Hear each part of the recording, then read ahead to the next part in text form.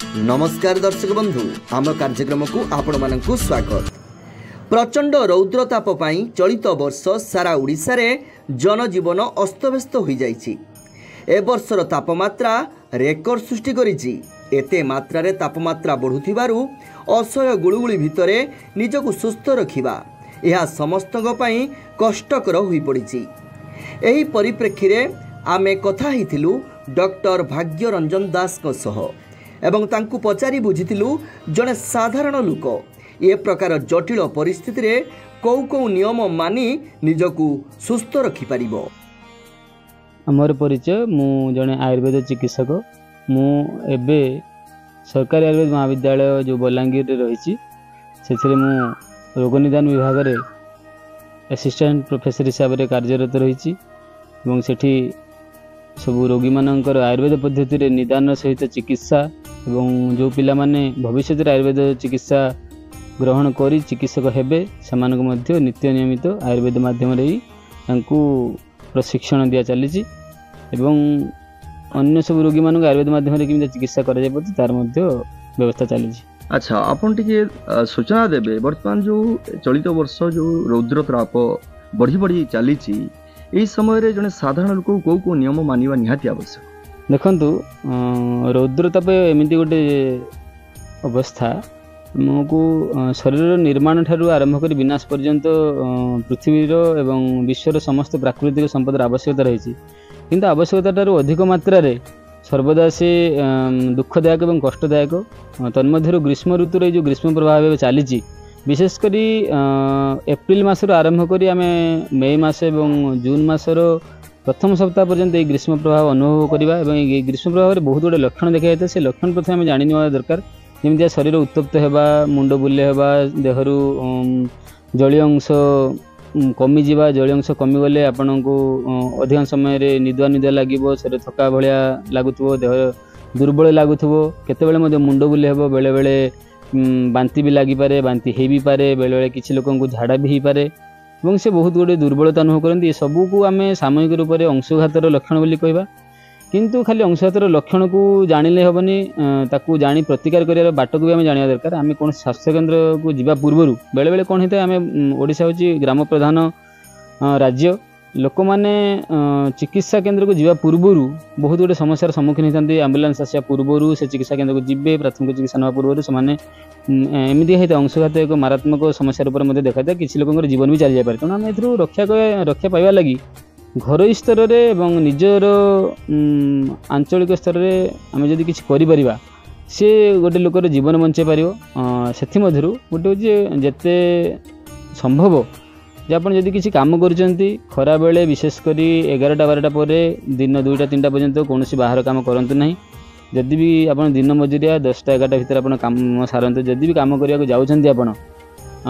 आपण निजक निश्चित करूँ जे उत्तम मात्रा रे आपण शरीर को जलीय अंश प्रदान कर चीनी लेबु लुण सरबत रूप से हो कि घोल दही हो कि बासी पखाला तोराणी हो ये निश्चित रूप से आप पीकी जातु जदि ये सबू निवारण सत्वे भी आपण शरीर में कौन अंशुघातर लक्षण जहाँ पूर्व वर्णना कलु देखा जाऊँगी आपण निजक प्रथमे उत्तप्त स्थान बचेकी निजक केमी छाई स्थान जो गछमूल हो कि घरे जो शीतल अंचल होती निजक प्रथम सुरक्षित रखु तापर प्राथमिक रूप से आपण किसी परिमाण पानी पींतु आपण निजक विश्राम दिंतु एवं चीनी लेंबू लुण सरबत करके प्रत्येक अध घंटे कि घंटे गोटे गोटे ग्लास पींतु जदि संभव हो किसी फल रस जदि संभव हो पींतु पखाल तोराणी हरिका खातु सविशेष रूप से आप निश्चित रूप रक्षा पाइपर ता सहित किसी फल अच्छी खरा ऋतु में भगवान सृष्टि रे भगवान एमती कर ऋतु अनुसार बहुत गुटे फलर व्यवस्था होमीक आमर काकुड़ी कदली आमर यही समय आसूँ तरभुज एवं अन्य सब जो आंब भाया फल यही समय भी धीरे धीरे पाचिया आरंभ है आपड़ सेवन करूँ सेवन करने द्वारा आपण जो अंशुघात रूपी एक दारुण अवस्था निजक रक्षा करें एवं निजे रक्षा करने सहित जो जहाँ द्वारा आप लाभान्वित होती अन्य लोक मान भी रक्षा करें जदि आपण पाखे सठिक सूचना थी से सूचना लोक मान पहुँचे जीवन रक्षा करें। अच्छा नजर आसूची किसी सेन्सलेस हो जाती अंशुघातर शिकार होती यार कारण कौन है? देखନ୍ତୁ अंशुघातर लक्षण रे एगो अच्छी जे जेतले मूर्छाग्रस्त हो हुए एमितिका जे प्रचंड रौद्रतापरू शरीर बहुत जलीय अंश कमी जाए जलीय अंश कमी जा द्वारा आम शरीर में संज्ञावाही स्रोत सब जो मैंने था जोटा कि आम विशेष रूप नर्भस सिस्टम कही था नर्भस सिस्टम जलर अभाव तार संवेदना ठीक रूप से शरीर माने बाह्य परिवेश शरीर माध्यम आमर मस्तिष्क को जोटा ब्रेन कहते पहुँचे पारे ना से जुगुरी लोक मैंने मूर्छाग्रस्त हो जाती जोटा कि आम संज्ञान अवस्था कहू तेणु यहाँ विशेष रूप से जलीय अंश अभाव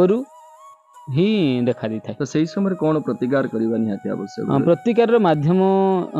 बहुत सरल आम चेष्टा करवा जे जो लोक एमती होते प्रथमे ताकू ठंडा पानी हल्का छिंची ताकू प्रथमे संज्ञा स्थापन ताकू करवा ताकू मूर्छारू उद्धार करवा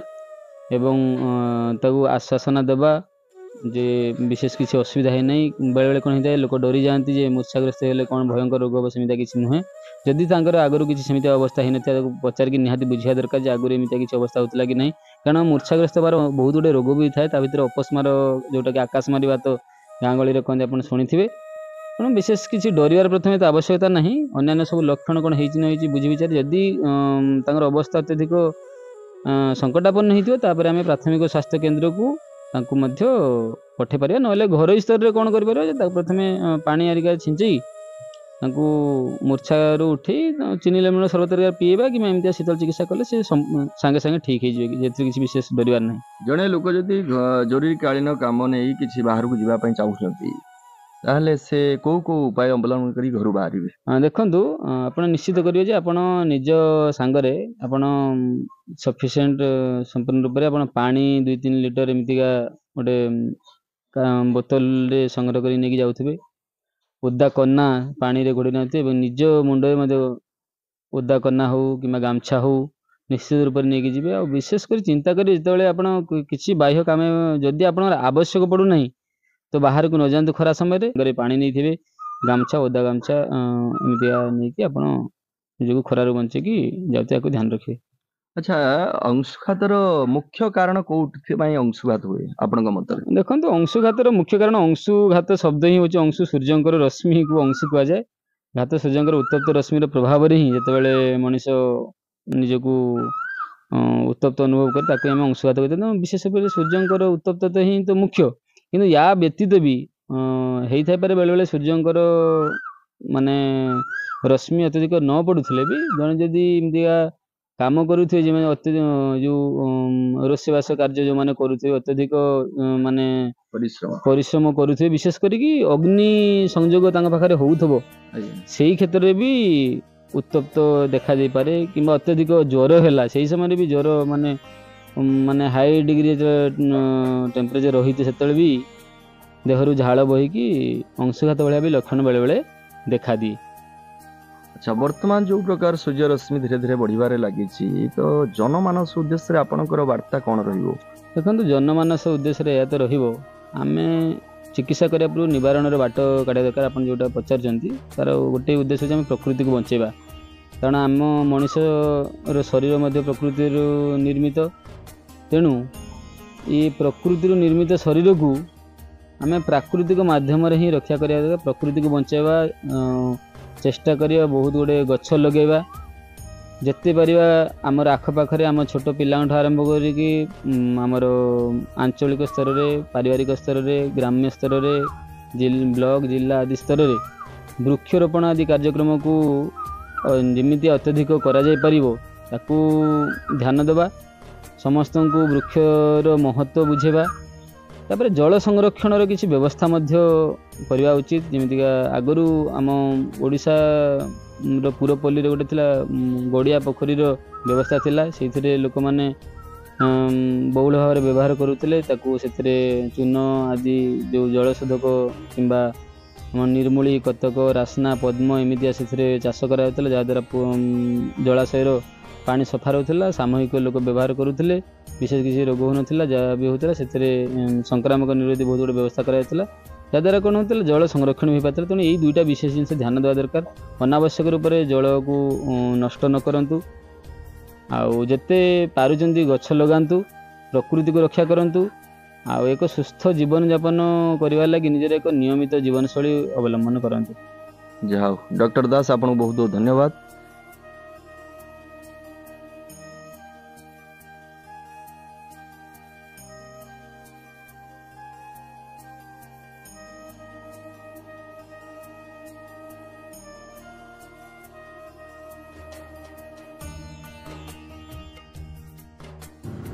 तो दर्शक बंधु डॉक्टर दास जो सबू सूचना देउथिले ताहा आपण माने निश्चय बुझी सारी थिबे। एणु आपण मानकु मध्य अनुरोध ए प्रकार ग्रीष्म प्रभाव समय रे निहाती भाबरे निजर